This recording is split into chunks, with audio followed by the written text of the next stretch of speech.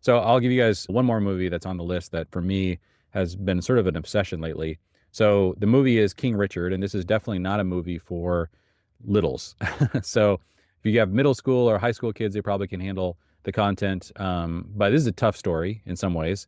King Richard is about Richard Williams, and he's the father of Venus and Serena Williams, two of the greatest tennis players of all time. There's a couple crazy things about this movie. I watched it over and over again, and I've also listened to Richard Williams' autobiography called Black and White. It's a really, really good read. And when you read that book or listen to it, you'll discover that the truth of what he went through is way, way, way worse than the movie portrays.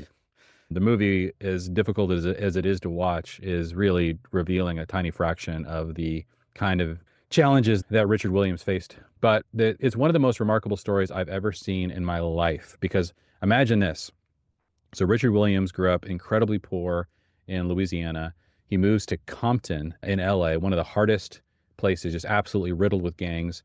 And he watches on the TV a check, I think a $40,000 check or something, being given to a woman who just won a tennis tournament. And he looks at that and has this incredible epiphany. And he sits down and he writes like a 75-page document, a vision for raising two girls to be tennis champions. And in that document, he decides that one of the girls is going to be the greatest tennis player alive, but the other girl will become the greatest tennis player of all time. Okay, so he writes this document, presents it to his wife, and says, we need to have two girls. They don't have any daughters. Like they have a couple of kids from her previous relationship, but they don't have any girls. And so they get pregnant twice. They get two daughters that come out, and it actually happens. His vision, one of Venus Williams becomes the greatest tennis champion of her time. She became for a season, and then Serena is largely considered to be the greatest tennis player of all time, greatest female tennis player of all time. Anyway, I can't get over how improbable and ridiculous the story is. But the thing that got me so deeply about this story is the power of a father's vision. And one of the things I've been constantly trying to advocate for is that people understand that fatherhood, there's an element of fatherhood that's all about protecting, and there's another element of fatherhood that's all about provision. And a lot of what it means to be a good father has really been boiled down to these two words, protection and provision. And I've been really trying to advocate for there are other elements, but there's a third element that is at least as important as those two, and that is that a father has to have a vision, and that if he does not have a vision, the family will not cohere as a team. And I know I've never heard of an example as profound as the Richard Williams example of the power of a vision. There's, you can go through, I told the story obviously very quickly, but that's a tiny fraction of the story. You cannot even begin to imagine the kind of things that came up against that vision. I could go on and on for hours about what the kinds of things that they endured to try to make this vision a reality. One of the crazy realities is that there was one tennis court in Compton that was completely taken over by gangs. And Richard Williams spends years trying to turn that back into a tennis court so that this vision, and he got beat up over and over again. One time lost multiple teeth. I mean, they almost got beat to death by these gang members.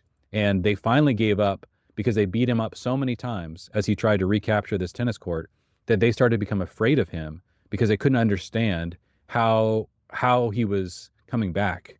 And this was actually even before the girls were old enough to start playing tennis. And then he had other confrontations, and it's the most improbable story you can imagine. But if you ever, as a father, if you're listening to this, if you've ever wondered about the power of a vision, and one of the elements that's really unique about the King Richard example is that Richard Williams also really embodies the power of a incredibly specific, detailed vision. And this is one of the things I struggle with a lot as a father. I have like vision statements that basically can be said in a couple sentences. I've never written a 75-page document. And so I've just recently I just feel like I've been praying about this and like, oh man, I don't know if I'm properly leading my family with enough clarity. And I think that one of the things that's really hard for modern fathers, modern families to embrace is a vision that's specific, because we think that it completely collides with the individual freedom that we want to make sure that our kids have. That kind of individuality is the highest expression of life. And so we don't want to have a vision that's specific. And the King Richard movie really contrasts that. Like, it's hard to imagine that Venus and Serena would have had a better life if their father didn't have a vision. It's like, really watch that movie and kind of pay attention to their story and ask yourself that question. Would they have been better off? The daughters even say that at the end. Yeah. I feel like in the movie they do. Yeah. Well, they're constantly talking about their father in interviews. If you go on YouTube and just watch, they're really unambiguous about this. So anyway, incredible movie. There are 8 other movies on the list that we'd encourage you guys to get. So just grab that over at familyteams.com/movies, and you guys can get the discussion guide and the list.